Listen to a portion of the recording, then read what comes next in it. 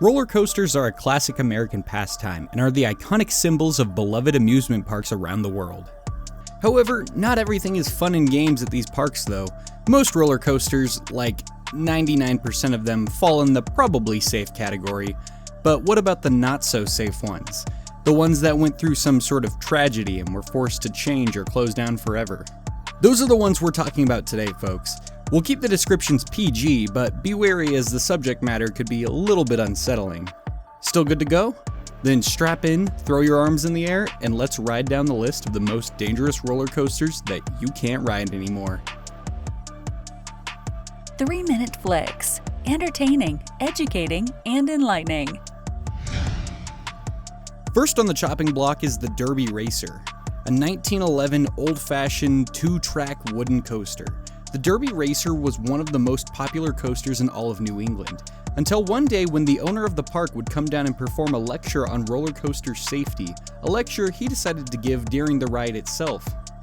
Midway through the ride, he stands up to continue his lecture, which again is on roller coaster safety, and is promptly thrown from the cart.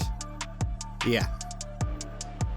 After 2 more deaths would occur on this ride, with at least one of them occurring from another passenger getting up during the ride, it was deemed too dangerous and was torn down. While the Derby Racer was an ancient roller coaster that had a long life, this next one is a much newer coaster with an admittedly much shorter life. Though considering the fatal design flaws, that was probably for the best. The Hypersonic XLC in Virginia took passengers up a 90-degree slope and then shot straight back down, which was actually pretty much the whole ride.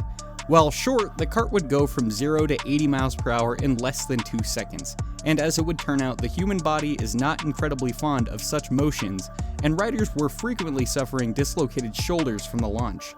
Despite its extreme popularity from likely the people who weren't getting dislocated, the ride would eventually close down from very heavy lawsuits.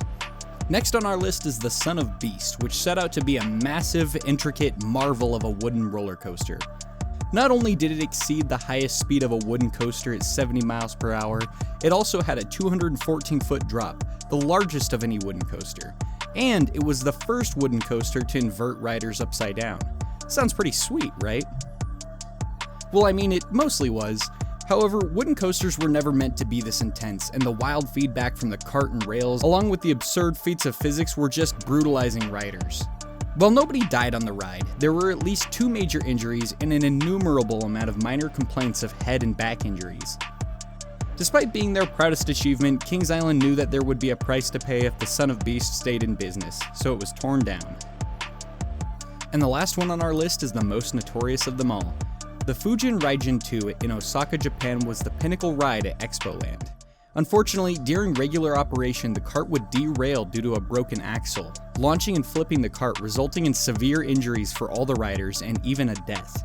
It was later found out that the yearly inspection and maintenance had been skipped that year, resulting in multiple employees being charged with negligence causing death.